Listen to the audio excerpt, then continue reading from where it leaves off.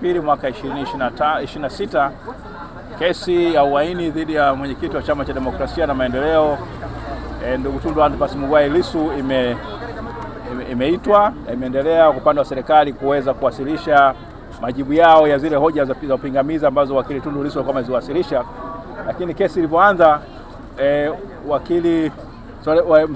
mwenyekiti Tundu Lissu aliomba kuwasilisha hoja 3 za msingi kuhusiana na jinsi ambavyo kesi hii imekuwa inaendeshwa, sababu kesi ya uhaini ni kosa kubwa sana katika Jamhuri ya Muungano ya Tanzania kwa mujibu wa katiba ibara ya 24 ibara ya 28 ibara ndogo ya 4 ya katiba ya Jamhuri ya Muungano ya Tanzania. Sasa amezungumzia jinsi ambavyo kesi hii imechukua muda mrefu, kwamba iko chini ya majaji watatu na inaletwa kwa mfumo wa mikutano au wa session, ambao kwa kweli ukienda na mfumo huo unasababisha kesi ikae muda mrefu. Ameweza kueleza kwamba tokea ameshikwa ile tarehe 9 ya mwezi wa 4 mwaka 2025 mpaka hivi leo ni siku ya 307. Sasa kesi hiyo imedumu kwa huo muda mrefu sana, lakini katika siku zote tokea kesi ilipokuja iletwa mahakama kuu amefanikiwa tu kusikizwa kwa siku 15. Sasa ni kwamba muda mrefu sana umetumika bila kesi yake kusikilizwa, na tokea tarehe 12 ya mwezi wa 11 mwaka 2025 mpaka hivi leo ni siku 87 ambazo zilikuwa zimepita, siku 88 samani, ambazo kesi yake ilikuwa haijaitwa. Wao wamesema utaratibu huu sio mzuri, maana yake unasababisha matatizo. Kingine amelalamikia mfumo wa magereza wa kuzuia mawasiliano yake na mawakili na ndugu. Kwanza tokea tarehe 12 ya mwezi wa 11 imekuwa ni vigumu kwake yeye kuweza kukutana na mawakili bila kificho,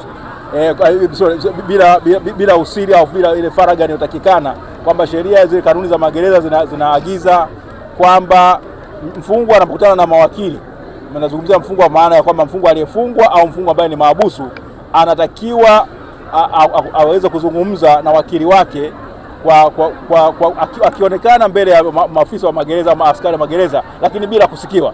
Lakini sivyo ambavyo imekuwa tokea tarehe 12 ya mwezi wa 11 2025 hadi hivi sasa. Hiyo haki amepokonywa. Kwa hiyo alikuwa anaiarifu mahakama iweze kuchukua hatua za msingi, na vile vile haki ya ndugu kuweza kumuona na yenyewe imekuwa kama imezuiwa, na kikubwa zaidi kwa uongozi wa Chama cha Demokrasia na Maendeleo, viongozi na wanachama wa chama hicho kuweza kumtembelea na kumuona, imekuwa sawa umekataliwa, haki umekataliwa. Yeye ni kiongozi wa chama kikuu cha siasa katika Jamhuri ya Muungano ya Tanzania. Sasa ananyimwa hiyo haki, na hiyo sio sawa sawa. Kwa hiyo ameweza kuweza majaji jinsi ambavyo mambo sio mazuri wachukue hatua, kwa sababu wao ni majaji watembezi au wanaokagua magereza kuangalia wafungwa na mahabusu jinsi gani ambavyo wanatendewa. Kwa hiyo amewataka majaji kuchukua hatua stahiki, na ameweza kumtaka na jaji mkuu kuangalia kwamba kesi inavyoendeshwa lazima izingatie kwamba hii ni kosa kubwa kushinda makosa yote, kwa hiyo haiwezi kuendeshwa kama kesi nyinginezo zinavyoendeshwa. Na baada ya hapo serikali waliweza kujibu hoja zake, wakionyesha kwamba yote ambao waliyafanya wao ni sahihi kabisa. Mashahidi wao wanataka kuwaficha ni sawa kabisa, kwamba hawajakiuka sheria, kwamba mwenyekiti Tundu Lissu hajaelewa vizuri sheria, amechanganya mambo. Lakini mwisho wa siku ameweza kuwajibu hoja zao na kuonyesha kwamba ile amri ya Jaji Mtembwa haikusema kwamba wafichwe katika kiboksi, ilisema utambulisho wao tu wa majina ndio ambao ufichwe. Kanuni ziko wazi kabisa kwamba sheria inapotumika isiathiri haki ya mtu kufanya nini, kusikilizwa kwa usawa. Na vile vile ni kwamba mashahidi hao, kinga ambazo ziliombwa sio zile ambazo sasa hizo wanazitaka, ile box ya pale mahakamani iliyoko pale, majaji hawawezi wakamuona huyo shahidi.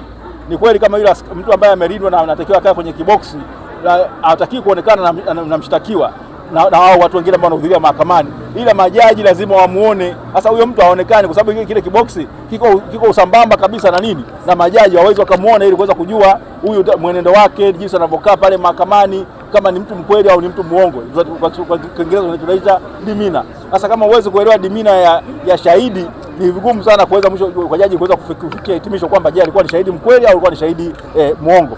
Sasa na vile vile kumekuwa na ubishano kuhusiana na tangazo la serikali iliyotangaza ile sheria ya uficho ya mwaka 2018. Serikali leo wamekuja na karatasi ambao wanasema kwamba hiyo ni uthibitisho kwamba sheria ilichapishwa. Mwenyekiti Tundu Lissu amebisha, amesema kwamba sio kuchapishwa hivyo, na amewataka majaji kwenda na wao kufanya uchunguzi wao, utafiti wao, wasichukulia sheria kijuujuu tu. Kama kunakuwa na hoja ambayo inabishaniwa kwamba kesi hiyo au sheria hiyo haikutungwa na kuchapishwa kwenye gazeti la serikali, basi ni jukumu la mahakama kuweza kujiridhisha kama ni kweli ilichapishwa katika gazeti la serikali.